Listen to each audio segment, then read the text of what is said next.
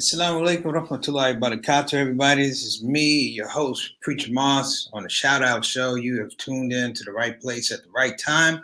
I want to thank everybody for tuning in yesterday. I had a lot of responses, a lot of ideas, a lot of concepts, a lot of feedback. I appreciate you for that. As well, some people who had some issues with what I said. I respectfully accept your opinion, but I will hold to the ideas that I felt and emotions that went along with them. That's number one. Number two is we are in a space now where the thing we talked about has happened. The riots have happened. So we are dealing with quote unquote civil unrest, which led me to today's topic, which was the disenfranchisement playbook. Now, you haven't heard the playbook before. So it's almost like I'm giving it to you. I'm giving the game to you like the old guys gave it to me when I was coming up. You know, them dudes that seem to live in your neighborhood forever. You never know what they did or where they came from. They just lived around. Those were the guys that had the knowledge. They were the ones that talked to me about why they never went anywhere and when they came back, why they never did anything.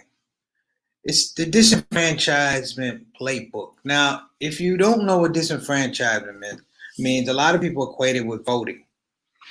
One of the strategies that was enacted in the last voting cycle was to get black folk, particularly African Americans, so upset and disenfranchised with the idea of voting, thinking things like, why should I vote? It's not going to change anything. Or Hillary Clinton ain't about black people. Or all these questions that basically lead you not to act. And it is something it's been perfected. And it's been perfected because we've been compliant with it in a lot of regards. You see, the first thing in the disenfranchisement playbook, one of the first items you have to talk about is the fact that we have a perception that in America, power is exerted on black folk by a dominant majority. No. There's no dominant majority that rules any country. Brothers and sisters, even in the democracy of the United States, we do not deal with a dominant majority that makes the rules. We're all subject and victim to a dominant minority. What do you think Congress is? What do you think the Senate is? These are a group of people in a collective that make laws that comprehensively affect your life, your kid's life, your ability to move. I've talked about this over and over and over and over again. So when you go to the disenfranchisement playbook, that dominant minority has played you in several ways. This is probably one of my largest stretches where I'm actually going to engage a little bit of conspiracy theory. Just a little bit. I'm going to ask for you people to give me some latitude. I see things sometimes in the present, and sometimes I see things from 2 years ahead or 2 years back. But think of this. How many people have seen the movie American Gangster? I want you to watch the movie American Gangster. You know why I want you to watch it? Because there's a scene with Russell Crowe and his partner, I don't know the actor's name, where essentially the partner was strung out on heroin when he was doing a dope deal, and he killed a black dope deal in the middle of the projects. And the people found out and they wanted his head. They wanted to find out if the guy was dead or not and who was in there, and it was all kind of mayhem. And Russell Crowe goes in the middle of this black neighborhood. Now, only reason he doesn't get torn apart because he puts out his badge. I'm the police, I'm the police, I'm the police. He goes into a room, an apartment where a felony has been committed. The police officer killed this dope dealer over this heroin. It was a dope deal gone bad, and the police officer, who was an addict, perpetrated the action. Listen to what they did. They took the guy, cleaned up the blood off of him, they put him on a gurney, patched up his neck, and they rolled him out of the apartment in the midst of all this chaos and all these people under the auspices that he was getting care.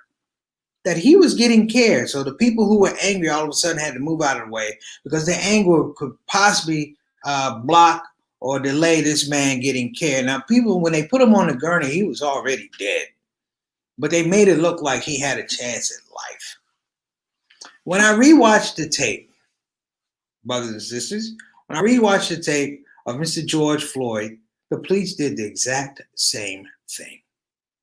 when he stopped pleading for his life, if you watch it. They put him on a gurney. They took his post. They put him on a gurney. They rolled him over. And for a moment there, you thought maybe he's okay. It wasn't until they cleared the area that he was declared dead and they were safe. These are things you can't make up. The playbook is really, really interesting because it gets a little bit deeper now.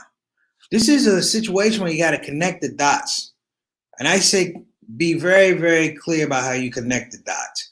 We are in the middle of a pandemic that's killed over 100,000 people. There was a riot last night. Do you really think people were concerned about social distancing? Were people really wearing their masks because they looted Target? No. And now, better, if you're an evil person, better than these people going in and looting a Target, you're going to have widespread illness in what conceivably is a blue state. Now, I won't get political on it, but look at the pigment of the people who are in the riot. Aren't Black people disproportionately affected by coronavirus? Aren't they? Aren't we subject to diabetes, high blood pressure, heart disease, all these things? You have a pandemic and the state's been opened up. There's nobody taking any kind of, there's no social distance. It's just anger, anger, anger. And people have now endangered themselves much deeper than the police could do. They've inflicted injury upon their own communities. In case you didn't know, hey man, look, COVID is making a comeback like Elvis. The numbers are rising. There's reports of children being sick in the hospital. They're trying to suppress some of these reports. I've been hearing these things. And here we have a pandemic. And guess what people are doing? In Los Angeles, guess what they're getting ready to do? Protest. I have a philosophy. I'm old school. What's the worst cold that you could have, brothers and sisters? What's the worst cold you could ever have? A summer cold. Why? Because it breaks down your immune system and it's hot. Well, I don't know what people are thinking about this coronavirus. Like it won't break down the immune system during the summer. It broke it down during the winter. Why wouldn't it break it down during the summer? In fact, I think it'd be easier to break your immune system down during the summer. My point is, there's different types of, there's different types of being disenfranchised. We're embarking on one they're not talking about. One is the healthcare crisis. Think about that. The healthcare crisis. Now, I don't know if you have, how many of you have loved ones or things like that. Give salam. How you doing, Sister Deborah? Wa alaikum assalam wa rahmatullahi wa barakatuh.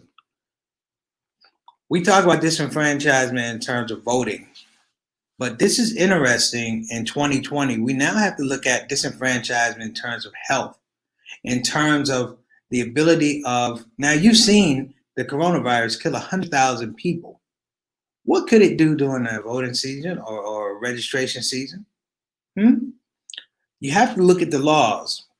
In Texas per se, the Supreme Court in Texas ruled that people cannot mail in their votes because they're worried about illness, getting coronavirus. Where did you see this before? You saw it in Milwaukee, Wisconsin. They went through the same thing. Supreme Court said, nope, if you want to vote, you have to vote in person. And they were in the middle of a pandemic. So you have to figure out, do I want to protect my health or do I want to exercise my right to vote? This is interesting. And clearly, someone has thought this out. It sounds like conspiracy theory, but it doesn't sound like conspiracy theory. Have you noticed how quiet it is since the original estimation that it was only going to be 60,000 dead? No press conferences anymore. It's just people dying. You had 100,000 and people just walking around and children are getting sick and hospitals are realizing that children do get sick. That whole facade about kids' immune system being strong. Listen, immune system is immune system, but kids catch the flu too. If you start really peeling back some things, that riot is interesting because you now have a situation where the oppressors can now play victim.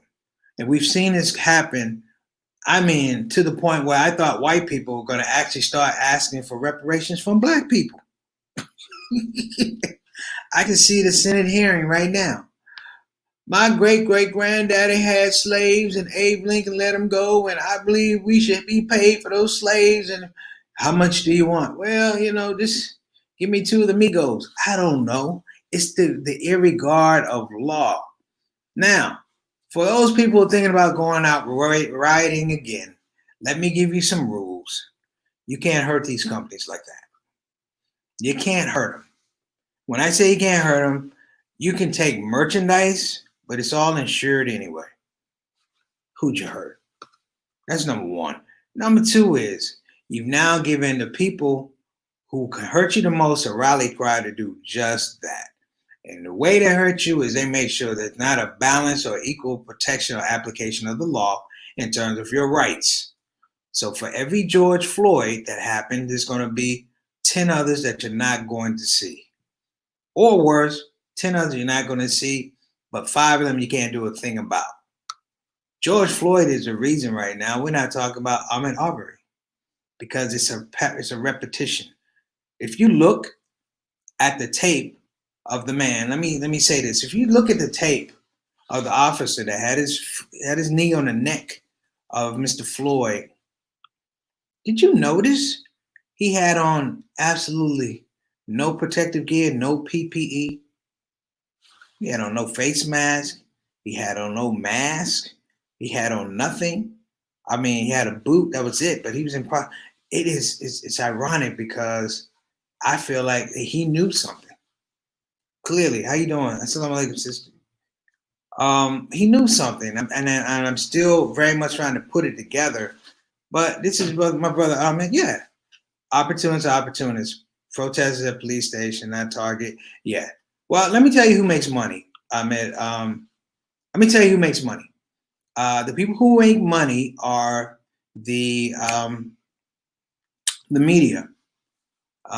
Basically, you can actually shift what's on an advertising rate card and tell a person, listen, if you really want to get your product advertised on this network for this time slot, it's a prime time slot. Why is it a prime time slot? Because they know riot's going to happen.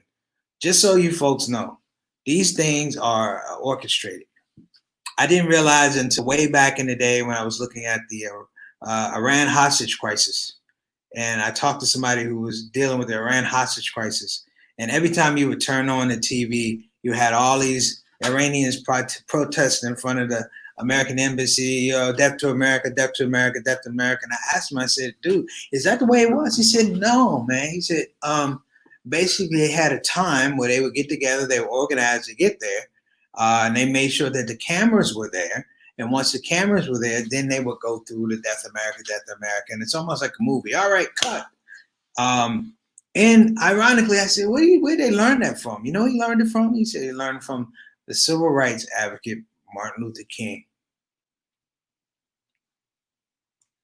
Martin Luther King, back in the day, when they would have these protests, they had a time. They knew when the cameras were going to be there. They knew when the cameras were going to be there. They knew when the reporters were going to be there. They knew when the racists were going to be there. And they used it to their advantage. Now, that's a whole different situation that we're talking about right there. This is a calculated risk, if you will. This is a strategy because they were trying to expose evil. Now, the flip side of it is now you look at it and people are trying to impose evil. And I'm like, this is the situation and scenario that you have right now. On my WhatsApp group, the people passing out pictures of this guy was also in Cops for Trump. And they were talking about this man. And somebody had to say, you know what, that's false. I believe a lot of times people plant that type of stuff just to make you move that way. And then you look like you're not as credible as you could be. Looks like you're reacting to things. That's something out of, guess what? The Disenfranchisement Playbook. One of the things is to have you move and lose credibility. It happens all the time, right? Happens all the time. And I'm telling people, you got to get a lot smarter. Everything has a cost. Everything has a cost. In the business, we call it opportunity cost. To do A, it's going to cost you to do. To do A means you can't do B. And you have to understand that these riots and things like that, and I'm going to tell you how it's going to go. and I'm going to sound very, very cold and pragmatic. We're going to have a funeral for Brother George Floyd, but people who had no relationship, no real knowledge of George Floyd, I mean, if you walk down the street yesterday, they won't even say hi to him, but they're going to show up. You know why? Because the cameras are going to be on. And they're going to hoot and holler, and they're going to get their facts out, and they're going to scream about police brutality, and they're going to also talk about unfairness in the workplace, and they're talk about the job situation, and they're going to talk about drugs in the neighborhood, and they're probably going to have somebody talk about LGBTQ situation. There's a hate crime. We have hate crimes. I mean, I'm telling you what the system is, folks. But for this particular aspect, the disenfranchisement playbook begins with the fact that, number one, like I will reiterate, number one, you got to get away from this idea that there's a dominant majority that's doing things. No, it's a dominant minority. That's what the House and Senate are. Number two is, and this is very, very, very important. Number two is, they have to get you in a space where you are reactive, that you are highly emotional. I talked about yesterday about the word nigger. And I said, a lot of folks don't understand what the word nigger is. It's a concept. Nigger is not a word. It's a word, but nigger is not a man. It's a destination. That's what people try to move you to. When you have riots, that is an apparatus to move you to these points, whereby if you do get caught stealing, if you do get caught throwing a rock at the police, in their mind, they have full right to turn around and hit you with tear gas or a beanbag or shoot you or beat you. I mean, because they're going to say, look at this situation. I was definitely threatened, but look at the situation. They knew when the protests were going to start. They knew when the protests were going to start. It's not a secret. All of these things are all combined. It's like an ecosystem. And I think we need to get out of this space where we think that all these incidences are, for lack of a better word, unconnected. I just sat here and made the case. And I'm a layman, but I'm an artist. I see things. I was like, you just in Minneapolis, my brothers and sisters, I'm upset. You know why? Because you just probably caused a surge in COVID-19 in your neighborhood. You went around a bunch of people you don't know with masks, huffing and spitting and sweating. And now you're going to take it back to your individual neighborhoods, back to your houses, back to your children, back to the elders, and you're right back where you used to be.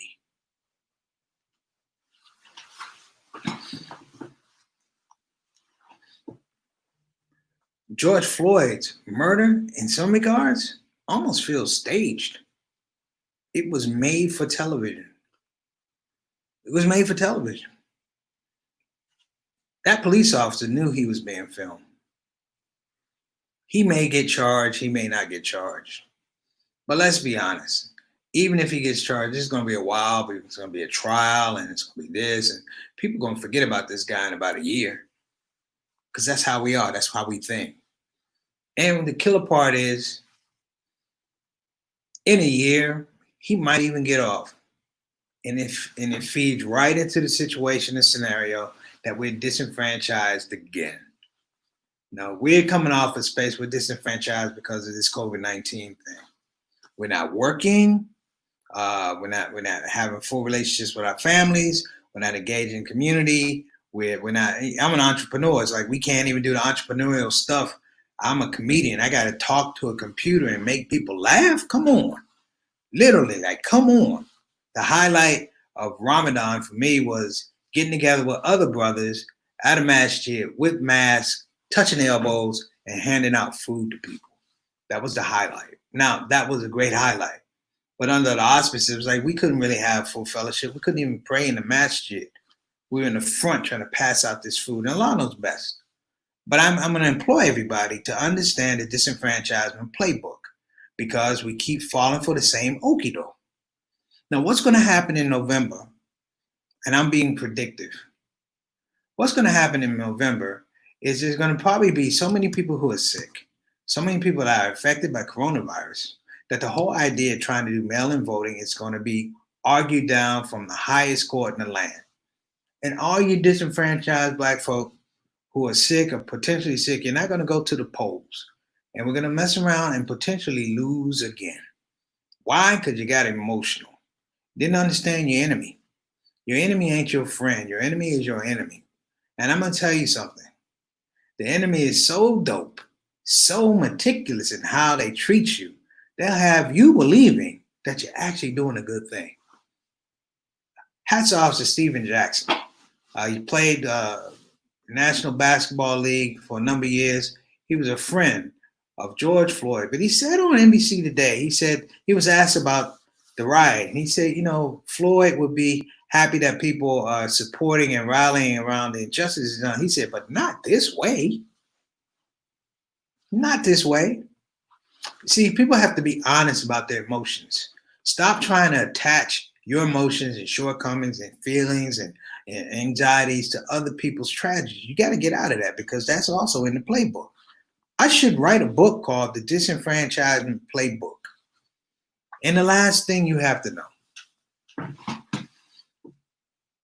in this made for TV police murder, if you will, that officer knew he was being filmed.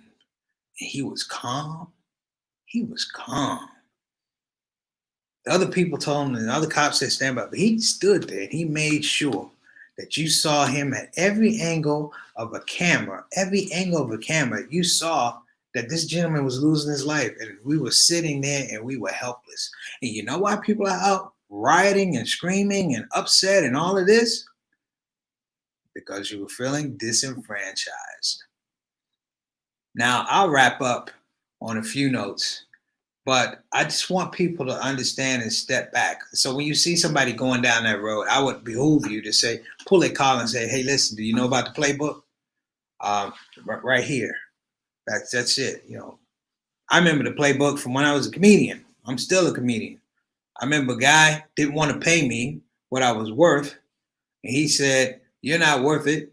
You're not bringing in the people. I had a club full of people that came to see me.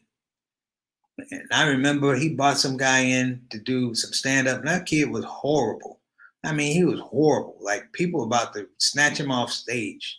But the owner made a point to make sure that he paid him more than he paid me. And he wanted me to see that he was paying me more. He looked at me when he counted out the money like this here. And he got $500 more than me. He was less talented, less skillful. That's not the point. If he got paid, and that was his agreement, that was his agreement. But I'm saying, and I remember the feeling. I said, I don't ever want to come back to this club again. But I realized what it was he didn't care. The owner didn't care if I ever came back to the club again. You know why? Because I bought almost 150 people to see, and he got their names on these cards and the email list and all that stuff. So he didn't care. And I want to give a shout out to Irfan Mackey, an amazing singer, man. This brother's out of Toronto. We started out together back in the day, man. Miss you. 2004. This is a guy, tremendous voice. We hope to see you back out on the pace a little bit very soon, man. Miss you. Tremendous talent. But let's get back to this playbook before we get out of here. Stop believing in dominant majority. It's just dominant minorities that run this country. That's number one. Number two is stop leading with emotion. Stop leading with emotion. You know why? Because emotion is just, it's not strategic. Number three is understand that these things are corrected. They're connected. I would actually say, if you get a chance, I know it's not recommended watching, but just watch the beginning of American Gangster. And there's a scene, I'm going to say it again, there's a scene where a cop murders a drug dealer trying to steal heroin from him. He calls his buddy Richie to come down and bail him out. Richie comes down and bails him out there in the projects in New York. And the guy is worried because the people outside, it's a mob, they're ready to kill him because they didn't know he was a cop, see? So he calls Richie. Richie goes to the crowd. I'm a police officer. And the people back up because, everybody's fearful of the law, even when it don't work for you. He's fearful of the law. And they dressed this guy up who was dead. They put a patch on his neck, and they put him on a gurney and pulled the cover up over his neck. And he looked like he was still living. He was like this. His eyes were open, but he looked like he was still living. And the people gave pause to the fact that maybe these EMTs and these police were actually there to help the guy. They weren't out there to help the guy. They fooled the people. They played on their emotions. And remember what I talked about yesterday. the N word. I say you have to think outside of the box. The word nigga gets used so much it's almost passe. But there's a strategy to it. For a lot of us, we're already, numb to the word. But hear me out on this. I said yesterday, and I will say it today, that the word nigga it's not the word, it's a destination. It's where people are trying to take you. I said yesterday, in America, the law says you can't kill a black man, but there's no law to protect a nigga, and so that's what they do. If you ever want, scope or concept of what I'm saying, whenever they used to do hangings back in the day, they never hung somebody in the middle of the town. They took them far away from the courthouse to a tree somewhere out there where a person couldn't receive justice, couldn't scream for justice. These are not happy times for folks. And I'm going to also say this, and I'm going to leave. While it's stressful times, it's extremely stressful times for African Americans and Latinos. And the reason why it's stressful times is because the issue is the more and more you're upset, the more and more you're vulnerable to health diseases, health situations. I just put it together early, right before I came on. There was a story, and I talked about it. You could look it up. I wish I had the notes right in front of me. But there's a story of a soldier who did 2 tours of duty over in Iraq. He's a military veteran, right? He gets a DUI. Part of it, he has to go to jail for 2 days to work off the DUI. He goes to jail. He winds up dead. He walks in. What does he tell him? He tells him, I suffer from post-traumatic stress disorder. He tells them that. And they wind up choking this guy out to the point where he can't breathe properly. And they said that he was predisposed to sickle cell. He had sickle cell illness, but when they did the coroner, they said, it hadn't been present before. And what did they say? They said in extreme levels of irritability or excitability, it could kick in. And he wasn't able to breathe correctly. I'm like, whoa, pump the brakes. I'm like, yo, we're doing the same thing. We are engaging people, for lack of a better word. We are engaging people in certain things that will allow them to have leverage over us. What's the healthcare situation look like? Anybody still have Obamacare? There's things now that you have to take into consideration. If you get sick, you don't even have the protection of national healthcare anymore.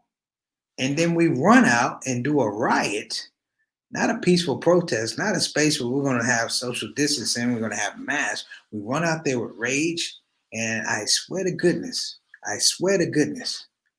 I hope I'm wrong, but I believe there's going to be a surge in Minneapolis. Right in the areas where the heavy voting areas, there's going to be a surge. And I'm thinking, this sounds like conspiracy theory, but I'm like, you know what? I don't think so, because I'm beginning to see it now. In those areas that got opened up first, they were urban areas. Large populations, African Americans said you can open beauty shops up in the barber shops. Who's running barber shops and beauty shops? Nail shops, I don't know about that. We go to nail shops, but I'm saying if you start putting things together, it's a very interesting conundrum. I think I'm actually going to write a book called The Disenfranchisement Playbook, because this is a very interesting thing. I'm going to ask everybody to please think. It ain't legal yet.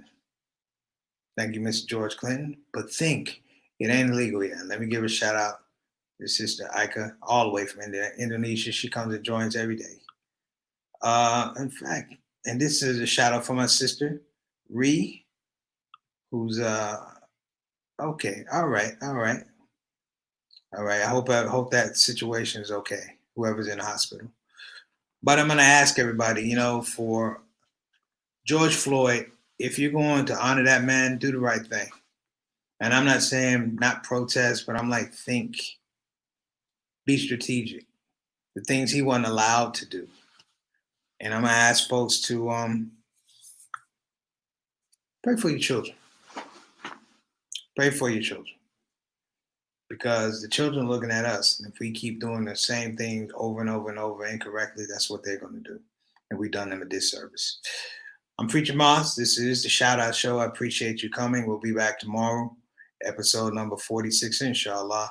Appreciate you. Love somebody, hug somebody. Preacher Moss.